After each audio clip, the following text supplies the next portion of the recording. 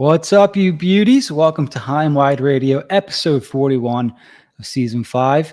I'm your host, Jim Icavone, joined tonight by Travis Ballinghoff. Jack Smith is on vacation, so it'll be just a Jim and Trav show tonight. If you're listening as a podcast, make sure to listen to us on Apple Podcasts or Spotify. And if you haven't already, make sure to subscribe to future shows so future shows become available to you the second we upload them. This is the same reading every week, and I feel like every week I screw it up in some way. Find all of our social media links in one place at hoo.be/HW Hockey, or just head on over to our site, hwhockey.net. There's new articles out from Mark Ramos, and I think I just wrote one. I'm going to do a Flyers prospect type series. We just did the 2018 draft. And we're going to keep going all the way to 2023. Mark Ramos is predicting the Flyer lines. So some interesting reads for you guys there. It's the middle of July. Well, end of July, coming into August now. So we're trying to make do with some interesting topics for you guys. Speaking of interesting topics, we're going to keep this episode a little shorter. We have a couple things we want to talk about. The Ivan Fedotov saga continues. We have an interesting little tidbit to talk about as far as a Flyers prospect in Alex Bump. And obviously the big story of our show tonight, Cutter Gauthier. Adam Kimmelman, I guess, had the opportunity to speak to Cutter. And there were some interesting comments there. So we'll get to that in maybe a second. Trav, do you want to kind of touch on let's talk about the Fedotov thing. Let's get it out of the way, because I think the Alex Bump thing, there's maybe a little bit of a conversation there to have. But Fedotov, Darren Drager commenting last night, basically saying that this is not over yet and that the Flyers still want to bring Fedotov over here. And it seems like they're trying to make that happen, right? Yeah, so I guess what Adam, Kimmelman? Yeah, my source is wrong here. No, Drager. Oh, sorry. Drager. So I guess Drager is saying that Fedotov is going to kind of abide by what the IIHF rules. Mm-hmm.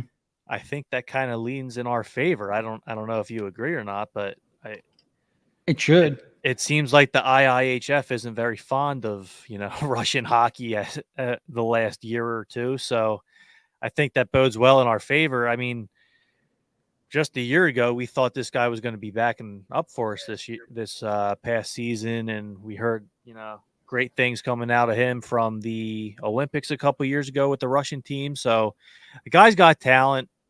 Who knows what he ends up becoming if he ever does come over here, but I think it's an enticing prospect that I'd like to see. Absolutely.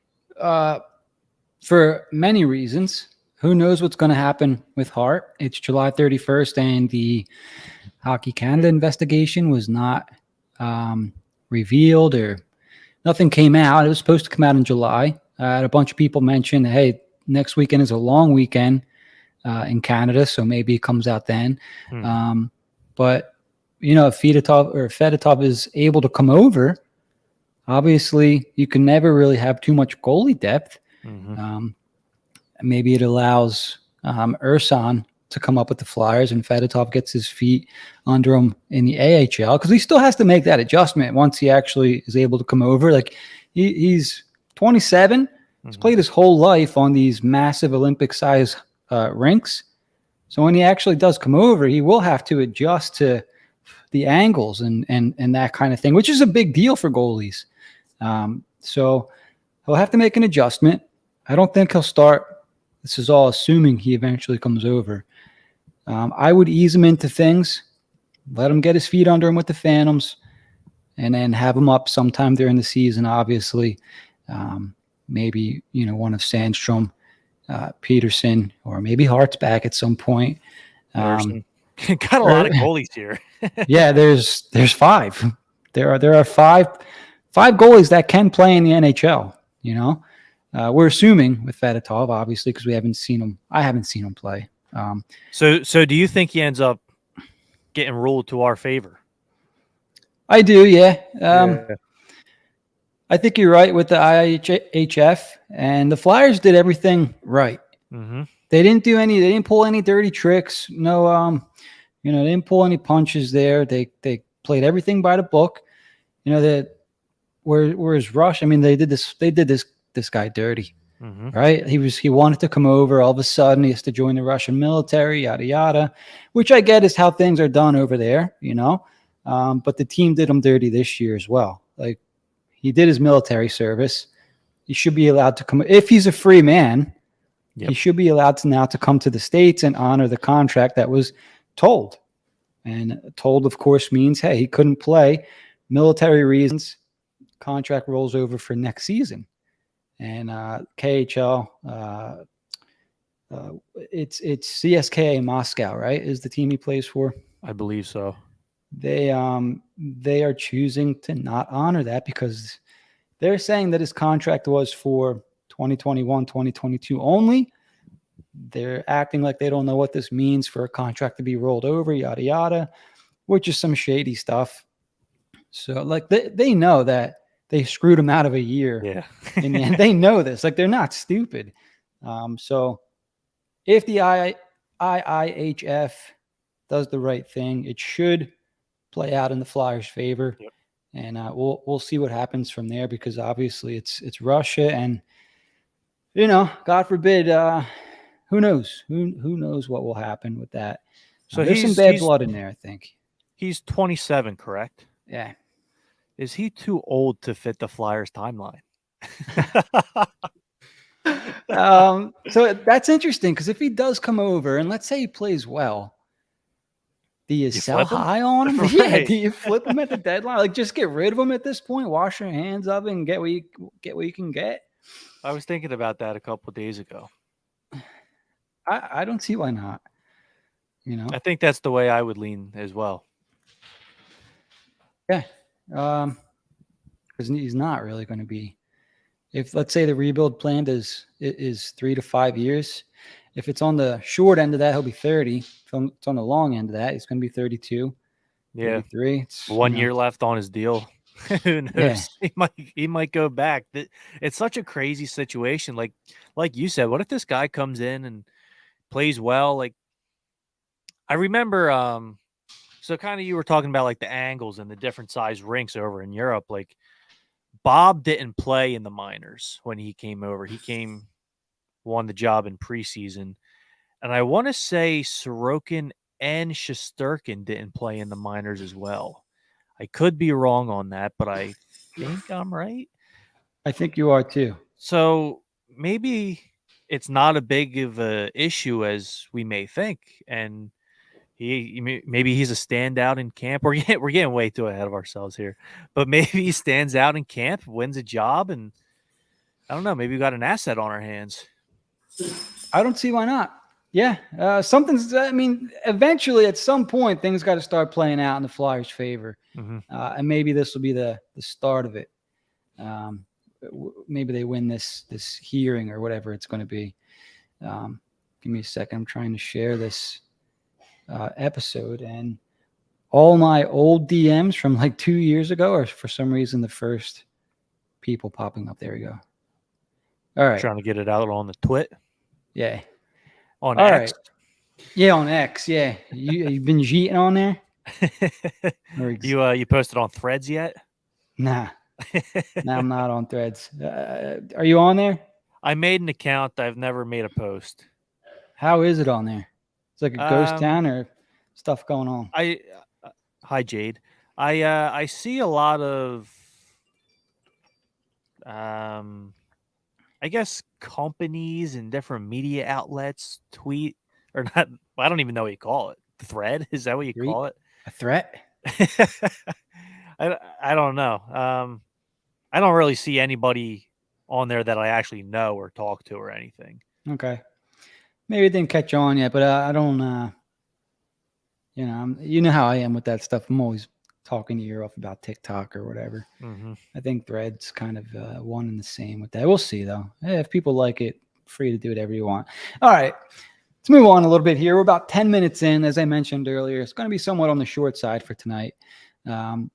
something I just learned before we started the show, Trav, was Flyers prospect Alex Bump has entered the transfer portal, the NCAA transfer portal. Now, he was all set to attend his freshman year of college at the University of Vermont. Alex Bump, for those who don't know yet, was a 2022 fifth-round pick of the Philadelphia Flyers, 6 foot, 200 pounds, 19 years old, left wing.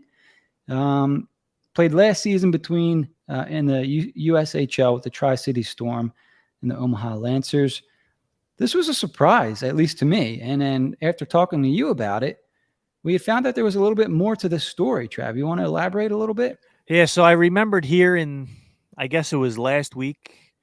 It was more so like speculation, like, is Alex Bump going to switch teams? And I was like, well, what is this about? And then a couple Google searches, and I guess his head coach was fired for inappropriate text messages, I believe, with a student. That's from NBC and the New York Post. Yes, inappropriate text messages with a student. So they fired him, the head coach, and I guess there's some sort of an NCAA rule where I think if you want to transfer, you have to do it by a certain date. But since the coach was fired kind of right before the season, I guess, the timeline gets extended or whatever for situations like that. So I guess Alex Bump is going to use that towards his advantage. I don't know. It's interesting because, I mean, it's a college head coach, right? Like, did the coach really have that much of influence on him wanting to play there? I don't know. I don't know much about Alex Bump or the hockey staff over there, the hockey systems that they run, or even if they're a good hockey team or not. I can tell you right now, no. So I'm no? looking at, so Woodcroft coached the University of Vermont to a 20, 55, and 9 record. Ooh. And 1 playoff win in his 3 years at the helm. Previously, he spent 5 years at various positions around the NHL, as well as several other professional teams. His brother Jay is the head coach of the Edmonton Oilers. So, not a very successful hockey program, at least not during Todd Woodcraft's tenure. So it is interesting. Yeah, I mean, maybe, I don't know. I guess it's just, I would imagine it's a little bit of a, what's the word I want to use? It's a little bit hectic over there, right? Like, you don't want to deal with all that BS. Like, you want to go to school, you want to do your schoolwork, you want to go play hockey and train and work out and have fun with your teammates. You don't really want to deal with all that crap. So from that perspective, you 100% realize and understand why he would want to leave and go to a new school. Yeah, it makes total sense. Well put by you. You just want to go and play hockey. And then obviously you don't want to talk to a teacher who's talking to students. I mean, I don't know. It's kind of strange. If it bothered him, good for him for switching schools, you know. We'll see where he ends up. All right. So we're almost 15 minutes into the show, Trav. We're going to spend a lot of time talking about this next topic. Cutter Gauthier. 2 snipes tonight. He did score twice. USA White just finished a 10-1 win over Sweden. 2 goals for Gauthier, 4 goals and an assist for Chicago prospect Frank Nazar, and a goal and 2 assists for Montreal's Lane Hudson. Cutter Gauthier, 2 goals. Let me just bring back the quick thread here I had from Adam Kimmelman. Somehow I clicked out of that. Well, not a thread, but apparently he had the opportunity to talk to Cutter Gauthier, and I'll be honest with you, out of it. He sure did. And I'll be honest with you, I would have rather not have read them, to tell you the truth, because I'm reading this and I'm like, the more I read here, the worse this sounds. All right, so I'll just read a couple snippets from the tweets and we'll discuss. So apparently Kimmelman asked Cutter Gauthier about development camp and skipping it. And Gauthier's response was it was a little too much hockey after Worlds. I wanted time with the family, so I figured it was best to stay home. After talking to Danny, obviously it wasn't his favorite thing, but it was best for me. And before we move on to the next, what are your thoughts on that, Trev? So as a, young 20-year-old, 24, kind of understand where he's coming from, and his life's obviously a lot busier and more hectic than mine. And if he thinks that's what best for him, I don't really fault him for it. But at the same time, it's a bad look. Um, and I would imagine he kind of hinted, Danny might not like that decision. I think he probably hates that decision, along with the coaching staff and the front office. And you also got to look at it. I mean, there's a lot of new people in that front office that didn't draft him, haven't seen him on the ice yet, that they just got a first impression of Cutter Gauthier, and it's not great. And that's more so off the ice kind of stuff. On the ice, I'm sure they're going to his games pretty regularly. They're seeing how good of a player he is. But off the ice, I mean, it's not a good look. And like I said, I understand where he's coming from, but he had a chance to make a great first impression, and I don't think he did that. And maybe he raises some questions. Now there has been speculation on social media. Oh, this guy's not going to sign here and this and that. And I'm not worried about that. I believe in another tweet, he said he fully intends to sign after his college season's over this year. I have no reason to believe he won't. But yeah, he had an opportunity to, dominate that camp, right? And really show off to this new front office, these new coaches they have doing development camp. And he didn't do it, and sounds like the front office isn't very happy with it. Right. I mean, so there are a couple points here, a couple of reasons why I don't like this. And you mentioned, so the one where you said this is a new regime, and yeah, this is his second year, I guess under with the Flyers, or second year being drafted by them.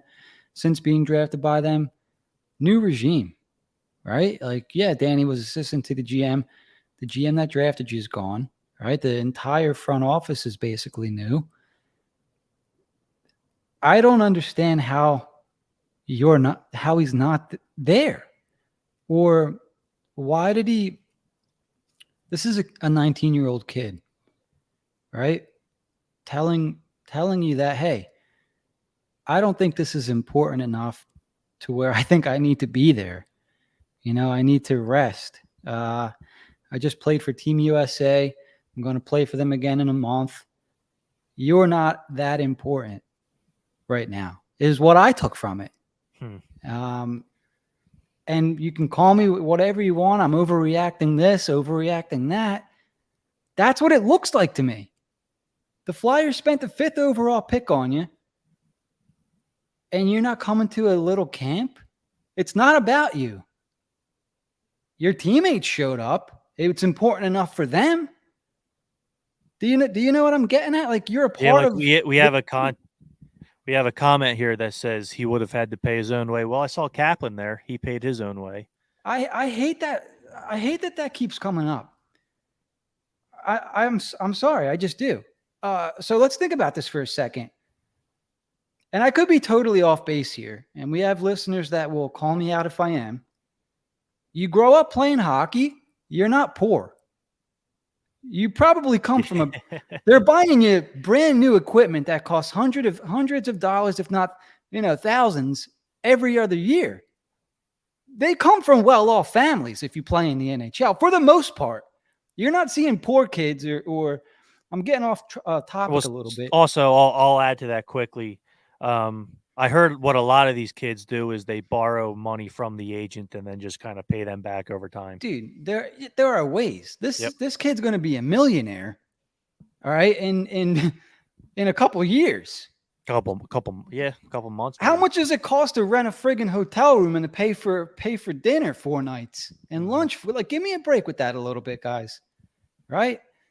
These kids aren't poor, is what I'm getting at. You can shell out a couple bucks to go to Philadelphia Flyers development camp. This is not some Mites on Ice team. This is an NHL organization that spent the 5th overall pick on you, and you're blowing them off. Should have got a quote from the Holiday Inn across from the skate zone, see how much it would cost. I mean, how much does it cost for a room? Like $50 a night, $100 a night? You got a comment from Dave here. It's the optics. You show up even if you're a little tired. You're not a kid. It's true. It's true. He's showing his immaturity. Like, this is some stuff that I would have done when I was his age, and I would have had people telling me, you need to go. You should go. You should be there. Right? Mm-hmm. It's a bad look if you're not there. No one gives a shit if you score a hat trick every single day at development camp. Right.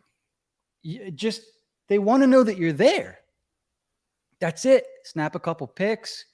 It's, in my opinion, more for bonding than anything. Yes. You're hanging out with your future teammates. You're making connections for the future, kind of thing. I'm sorry, I can't see this comment. He's already been put on Tort's radar in a bad way. Yeah, I think a few people. I mean, so while you were talking about that, Trev, making first impression for new regime, Morgan Frost kind of came to mind for me, and how they wanted him in Voorhees. I don't remember what summer it was, maybe 2 or 3 years ago. I think it was after the bubble. Yes. Okay. Yeah, because he was going to have a legit shot to make the roster, and they wanted to get their hands on him, kind of thing, and it didn't come down. And not that it blackballed him or anything, but he didn't make things easier for himself. He didn't. If you're playing for a professional sports team, like, they don't own you, but it's like, I don't know, man. It's you want character as well. If you have skill, that's great, but you need some character, and hopefully, this is doesn't change the way I think about Gauthier overall, but it looks bad. It leaves a bad taste in your mouth.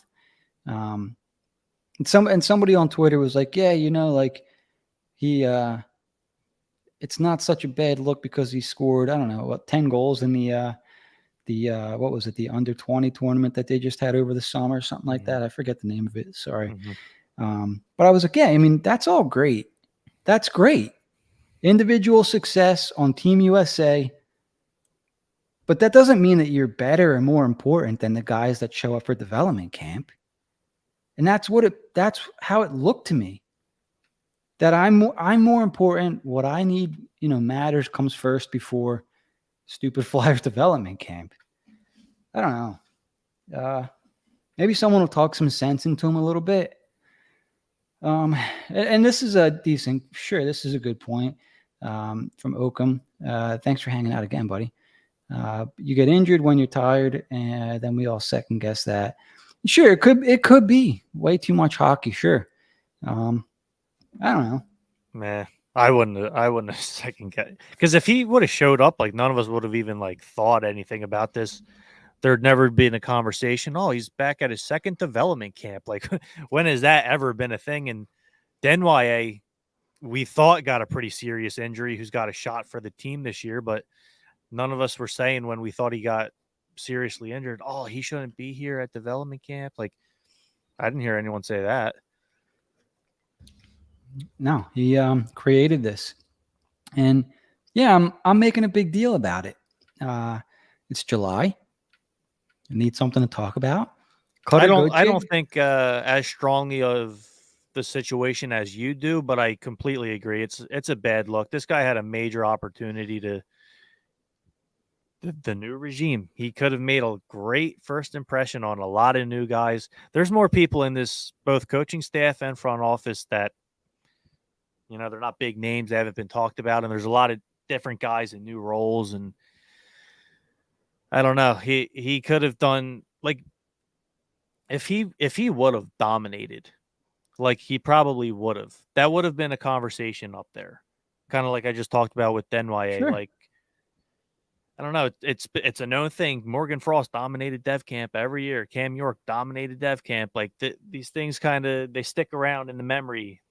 Yeah, it And gets people excited. yeah, I mean, fans, teammates, like, oh, I get to play with Gauthier. You know, he got amazing summer with Team USA. Awesome season last year at Boston. Where is he? He's not BC, right? Yeah, he's at Boston College. yeah, and I will say this: I actually do think development camp's a little bit more important than others do. Like you have a chance to be on the ice with John LeClaire and Patrick Sharp. I I think they could teach you a couple of things and help build your skills up. Even relationships with those guys. Yep. Those things are, I think, underrated by fans potentially. You know, like relationships with people within the team matter a lot. They want to get their hands on these kids. They want to talk to them. They already can't talk to. I mean, they can't see their first round pick from this year for who knows how long. Could be 1, 2, 3 years. Gauthier's in the States. He's here. Come to friggin' development camp, dude. Mhm. Don't make it a thing. There is a comment. How many college kids have been to 2 development camps? There was a lot there this year. Yep. There was a lot of people that were at development camp last year. Alex Re- Bump comes to mind. the last one I remember there being this situation was JVR, right? Oh, really? Didn't he skip out on his second development camp? Too important, huh? That's the only time I remember this happening, or at least it being a conversation. Yeah. Honestly, I don't remember. Well, we got a comment here from our buddy Carts88. Carts, thanks for hanging out again, man. We got all the what's the word? Not the diehards. The What's the word I'm homies. looking for? We got all the homies in the chat tonight. Thanks for hanging out, guys. We're recording a little bit later than usual, so we appreciate you guys hanging out. So Carts88, I heard someone from a notable podcast say Gauthier was the best interview at the Combine. I don't think it's that big of a deal. In the grand scheme of things, will I remember this when Gauthier scoring 30 goals a year? Yeah, but I'm not going to make a big deal about it like I am now. Well, It's if there is something crazy that happens in 5 years, we are going to remember this. Like, I remember when he was 19 and he had those, it's a red flag. It's a little bit of a red flag for me. Yes, that's a good way to put it. Like, it's only one because there's been so much good about Gauthier. So I don't want to make it look like this is a bad seed kind of thing, but there's a flag, and it's something that it's not green. I'll be monitoring. I'll be looking at now. Like, okay, does Gauthier put himself before the team? You know, like, is he the type of guy that's going to create divide in a room or create cliques type of thing? Do you know what I mean? Like, let me get to some other quotes from him here. Gauthier and skipping Flyers Dev Camp. All right, so on his game this year versus last year, Gauthier's response was, I'm a complete package. I think it shows for myself the way I can shoot the puck and contribute to a team's performance. I'm one of the top guys that's going to make plays happen every single time I'm on the ice. Obviously, he exudes confidence, Trav. Mm-hmm. What did you think of those quotes? I don't know. I don't think that one I didn't really care about. Sure. I like a good, confident hockey player. He knows he's going to be a top 6 goal scorer. So I don't know. I didn't really that one didn't really bother me too much. Yeah, they're fine. I was just wanted to see if you wanted to read into those at all. He's confident, which is great.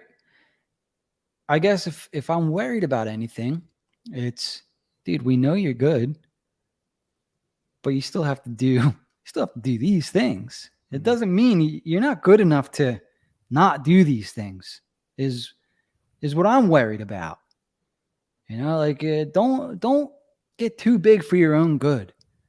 Is because this is the age where that stuff starts to creep in 19, 20, 21. You're too cool for school kind of thing. So I'm worried about that. But like I said, if he comes in, scores 30 goals a year, sure, be however you want, dude. Last quote from Kim on Gauthier from Kimmelman. A couple actually here, and we'll wrap up on a positive one. On his level of comfort playing at center, I can play any position, whether it's left, center, or right. I feel comfortable either or, but definitely I feel comfortable in the middle. Just continuing pace of play with my speed and physicality, winning faceoffs. I like it a lot. That's great news. The Flyers, they need centers, right? So this is the one I'm like, because if you talk to anyone who watched him play at lengths, they said, like, this is a good thing he's going back to college because no one's really too sure of him as a center yet. A lot of people still think he needs to play on the wing. I hope he plays center. I see this comment from Karts. York only went to one dev camp. I believe he's been to 3. He was mad that he had to attend one. I remember that. Oh, wow. Man, I think it was. Oh, was that last year? I think it was last year. I kind of remember that as well now. And that whole thing, I think, played into why, because I remember there being some bad feelings about that. First impression under John Tortorella, you're pissed off that you have to come to dev camp. I remember that. And you could see how it kind of played out into the season type thing. But yeah, he was definitely at last year's. And he was at 2019's. I don't think there was one in 2020 due to COVID. And then he was at the last 2. So he's been to 3. I remember him being pissed, yeah. Yep. He still paid his way, though. He still came. So yeah, that's what I mean. Like I could make this a big thing because it really did. It pissed me off. I was pissed off that he didn't come back when camp was had. After reading that 1 or 2 quotes, it looked bad and sounds even worse. Hearing him say what he said. The other thing, Trav, that I wanted to touch on was, why didn't they figure this out way ahead of time? Why does it seem like this was something that came up last minute? Work it out and have this plan. Didn't it seem like, because Briere mentioned he was surprised, and even in those quotes, it was said that he was disappointed that he wasn't there. If you're surprised he didn't come, it means to me that he was expecting him to be there. And so to me, that says this was something that Gauthier decided last minute, and it wasn't planned. That to me is Bush League. Any thoughts on that? Yeah, I get what you're saying. I guess I would like to ask Danny, well, when did you find out that he wasn't coming? Because maybe he's known this for months and he wasn't asked about it until recently. And then, it caught fire because development, was just a couple of weeks ago. I guess that's possible. I don't know. Okay. Like I said, I'd like to ask Danny, when did you find out? But even if you're saying like, well, you could plan this, like, what do you think they could do? Maybe just get in his head. Well, ask your agent to lend you some money. Like, is that what you're thinking? No, if this was planned in advance, then I need Briere to say, I need him to somewhat protect his player a little bit. Because not that he's throwing him intentionally under the bus, but he's feeding him to the wolves a little bit by saying, we were surprised and disappointed that Gauthier wasn't there. So now somebody like me is like, well, why the hell isn't he there? Kind of, this just popped into my mind, but I remember, I forget exactly what day actual training camp started last year, but it was very, very, very, what is the word they used? They wanted guys in town a month beforehand, or, you weren't going to be happy with your opportunity and your ice time. And sure. I mean, I don't know. That kind of just popped into my mind. Yeah. I mean, you're seeing guys show up again a couple weeks. That shit matters, man.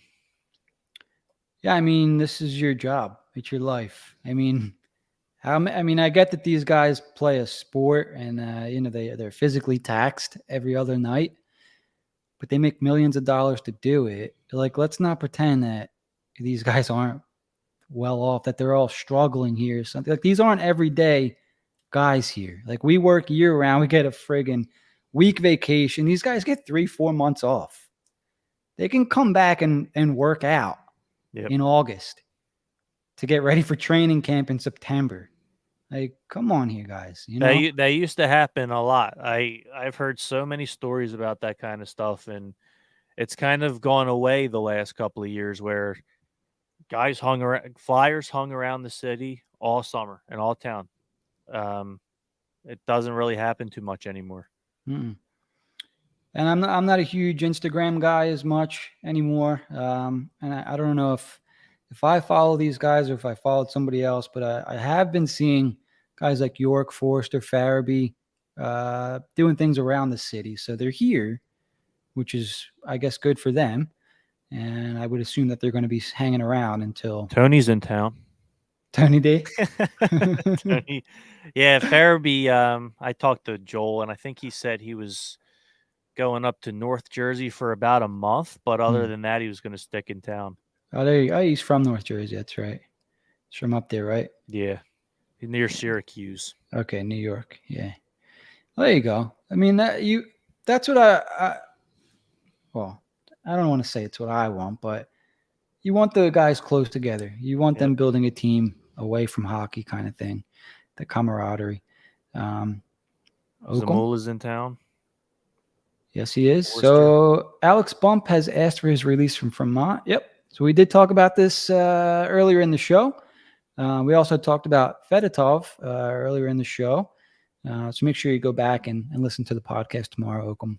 But thanks for these comments here. Yes, I mean, it's definitely end of July, early August, because these are the topics that we got going for you guys. But I appreciate everyone chiming in. You guys, there's a lot of people that aren't as worried or don't take it as, maybe they're taking it with a grain of salt. So maybe we are wrong.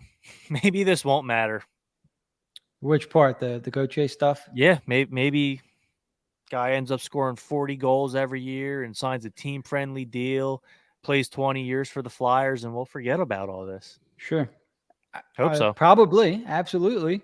But, right now, July 31st, it really did piss me off.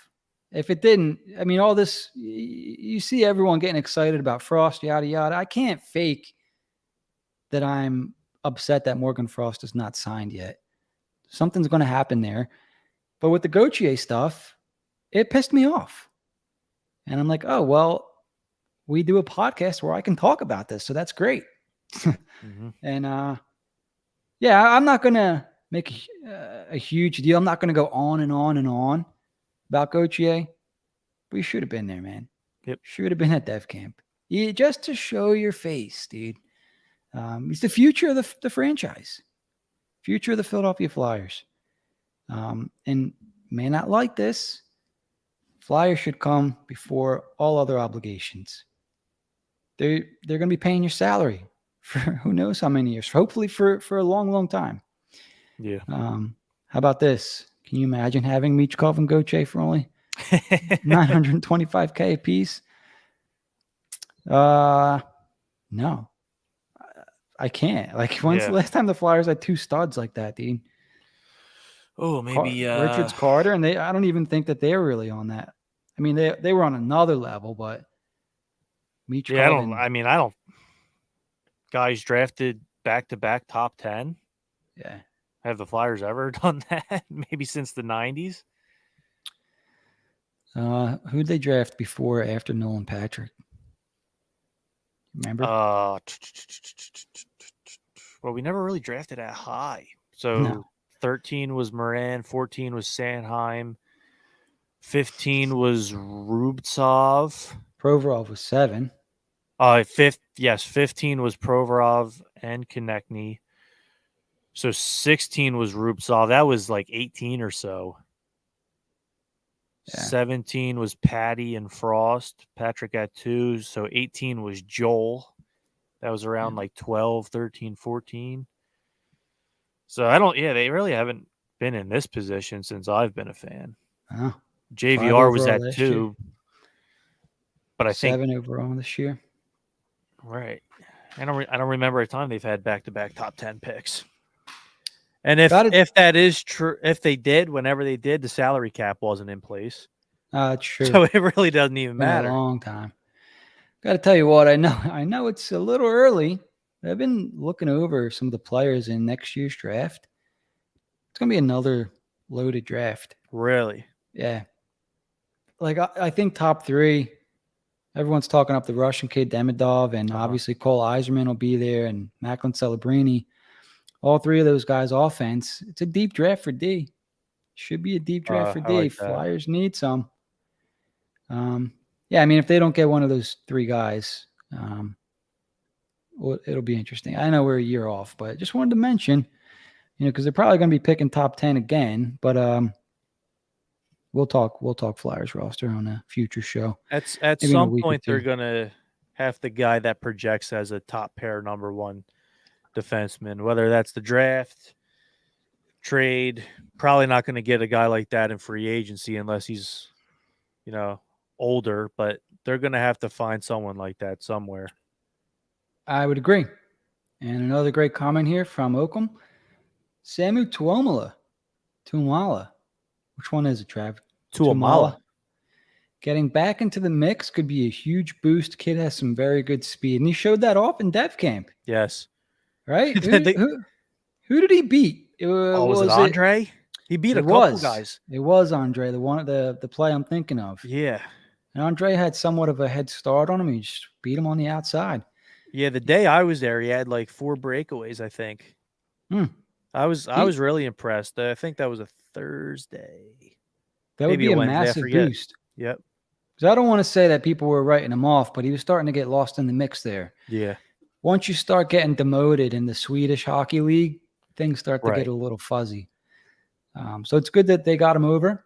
Is he on the Phantoms this year? Let me double check that. Yes, he is. Okay, good. So he's here. Lappy will get his hands on him, and it'll pan out. I like Lappy, so I'm half kidding when I say that. But I think he's a great guy. I think he knows what he's doing. And I think he deserves a little credit for turning the Phantoms around. Man, I was really impressed with Brink at development camp. That was the guy who impressed me the most. The Phantoms are going to be fun, dude. That was the first time I've ever seen him, in person. I was really impressed. He there's a thing around him that he's slow. He's not as fast as Tuomala or some of the other guys, but I don't think he's slow. Is he quick? Yeah, he's really shifty. Okay. And I actually kind of noticed, I don't know if he's ever played left wing before, but that's kind of a thing. Oh, they're loaded at right wing. They're short on left wing. I kind of liked them on both sides of the puck. So maybe that works out in his favor. Very shifty. I think he's kind of a pass first guy, but got a pretty quick release on him. I was really impressed with what I saw from him. So that's what I was going to bring up there. So they have him listed as a right wing here. He's right wing shot. Yes, right shot, right wing. All right. So, I was going to say, if they can pair him up with a winger who can play on their offside, maybe like one of the snipers they got in the system. Flyers have a lot of guys that can shoot the puck in the system. Yeah. Which is fun. But maybe Brink can be that. I don't want to compare him to Mark Recchi, but he's 5'8", 166. If he can be that guy that sets up, these kind of guys and still pots a couple himself, just in the same, like I said, I don't want to call him Mark Recchi, but be that similar type guy. You need a guy to set up the other guys, kind of is what I'm saying. So that'd be nice. Former second-round pick in the 2019 draft. I'll be writing about him. Maybe that'll be Morgan Frost. Yeah. Still unsigned. And we're not going to have a huge Morgan Frost conversation, but did the Flyers miss the boat not putting that to arbitration? What's going on here? Yeah, that is interesting. I didn't think about that until you texted me that earlier. I didn't even think of that. I don't really know how arbitration works in the sense of, does the team file for that? Does the player? Do both have the opportunity?